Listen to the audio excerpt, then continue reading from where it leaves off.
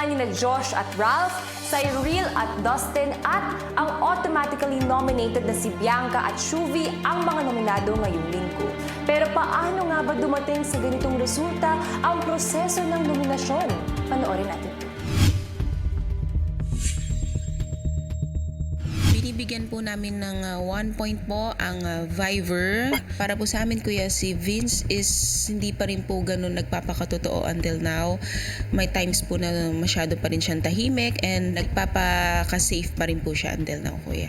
Binibigyan po namin ng 1 point po yung Viver po, kuya, lalo na po kay Vince, kuya, kasi hindi ko pa po siya masyadong nakitaan po ng effort po na makipag-connect po talaga, lalo na po sa akin, kuya, kasi feeling ko sobrang tagal na po ng 1 month po. Binibigyan po namin ng 1 point ang Team Went dahil po more specifically kay Brent po na hindi po masyadong sumusunod sa mga advice at directions ng task leaders.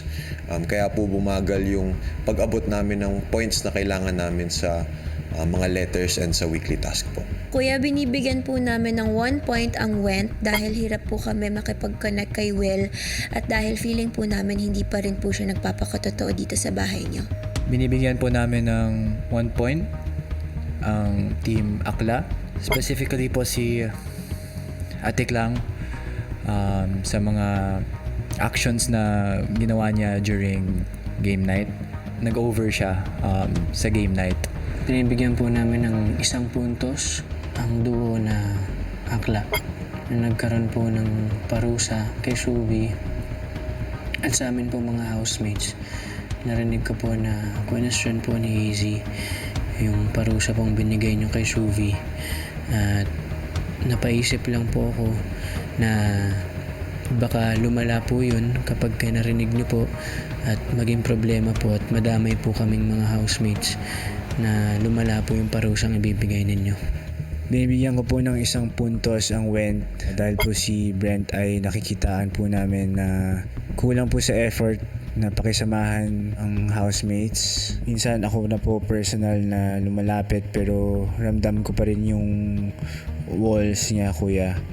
Kuya, binibigyan po namin ng 3 points yung side dust dahil may mga oras po na si Dustin hindi na po masyado namin nakakasama dahil naka-isolate po siya kasama si Bianca at dahil dito hindi na po namin siya masyado nararamdaman katulad po ng dati.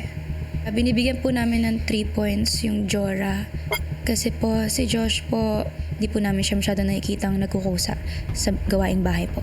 Kaya binibigyan po namin ng 3 points ang Team Viver, but more specifically on Vince po. We feel like he's not being 100% genuine with us. Sometimes po kasi may mga nasasabi siya in front of us and then he says another thing to different people. Binibigyan po namin ng 3 points ang Jora po, kuya. As a duo po, they're intimidating po. I feel like they could be a threat sa bahay niyo po, kuya, dahil parehas po silang magagaling at perseverant po talaga sila na matapos ang kahit na anumang tasks po. Binibigyan po namin ng 3 puntos ang Jora dahil po si Josh po meron pong pagkukulang sa paghugas ng mga pinggan at yung ibang grupo po ay sila na lang po yung gumagawa. Binibigyan po namin ng 3 puntos ang side dust. Napansin po namin lately si Dustin medyo nahihiwalay po sa amin dahil nga po mas tutok po siya ngayon kay Bianca. Kuya, binibigyan po namin ng 3 puntos po ang Akla. Si Easy po, kuya, hindi ko na po siya nakikitaan gaano ng drive sa kung ano po talaga yung rason ng pagpasok niya dito or para po lumaban. Madalas po nagpapa-apekto po siya sa emosyon.